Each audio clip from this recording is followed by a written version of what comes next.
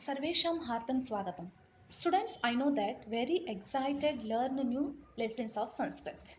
And here we are begin with literature section. As you can see the image displayed on the screen. This is your book of 8th standard titled Ruchira Tratiyo Bhagaha. Ruchira means attractive. Students, this book is available in online. You can go to the official website of NCERT and you can download book or particular page. Okay, today we will discuss your first chapter Subhashitani. Prathamaha Patha Subhashitani. You know this word, right, children?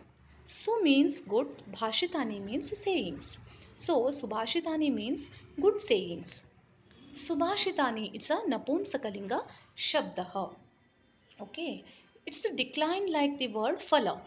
Phalam phale phalani prathama subhashitam subhashite subhashitani prathama. As the title itself indicates, Subhashitani is a collection of the Sanskrit verses. And these verses have been extracted from different books like Sukti Manjari, Niti Shatakam, Manasmritihi, Shishupalavadham, Panchatantram, etc. These verses deal with varieties of topics. They are instructed, interesting, and delightful. Each verse expresses a new thought here and gives us practical advice or imparts us knowledge, and that's way learning Sanskrit verses is considered to be a very beautiful experience of life. And here you are going to get through this poem. I hope you will enjoy the poem. Let's start the poem. Here is the first word or first shloka. Let me read it out for you. Try to understand the pronunciation of these words. Okay. Guna gunajneshu guna bhavanti te nirgunam prapya bhavanti doshaha susvadutoyaha prabhavanti nadyah samudramasadhya bhavantya peyaha. गुणा गुणज्ञेषु गुणा भवन्ति ते निर्गुणं प्राप्य भवन्ति दोषाः सुस्वादुतोयाः प्रभवन्ति नद्यः समुद्रमासाद्य भवन्त्यपेयाः. Now the next step is see the understands sandhis and sanyoga for these words. Yes, students, lessons and poem you will come across many words which will have either sandhi and sanyog in that word.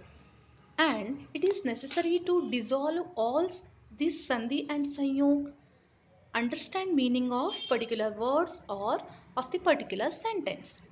So now we are going to see sandhi and sanyog. It's displayed in your screen. I hope you have understand sandhis and sanyogas, children. Next step, we understand the meanings of first stanza.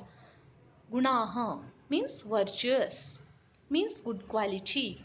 Gunajneshu is a Saptami Vibhakti.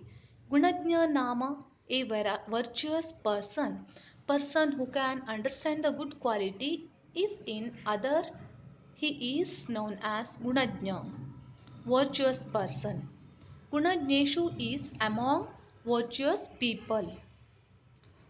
Gunaha, again the word gunaha is used, so virtuous. Bhavanti, become. Next one, bhavanti, become. Gunaha, gunajneshu guna bhavanti. Virtuous, become virtuous among those who are virtuous. Among those who are virtuous. Understand, students? Next line is te nirgunam prapya bhavanti doshaha. Te nirgunam prapya bhavanti doshaha. Te is the form of the pronoun. Taha, tau, te. So, te namaha, de nirgunam means virtuous person who doesn't have any good quality in him. That person is nirgunam, gunahina manushya. Prapya, reaching after. Okay. Bhavanti, become. doshaha, faults. So the meaning of the second lines virtuous become virtuous among those who understand virtuous or who are virtuous. Okay. Next line, te nirgunam prapya bhavanti doshaha. They become faults after reaching virtuous person. After reaching person. What children? They become faults after reaching virtuous person. After reaching person who doesn't have good quality. Who doesn't have good quality. Next class we are discussing about next lines. So swadatoyaha prabhavanti nadyah and samudramasadhya bhavantya peyaha. Okay children? Okay, thank you children.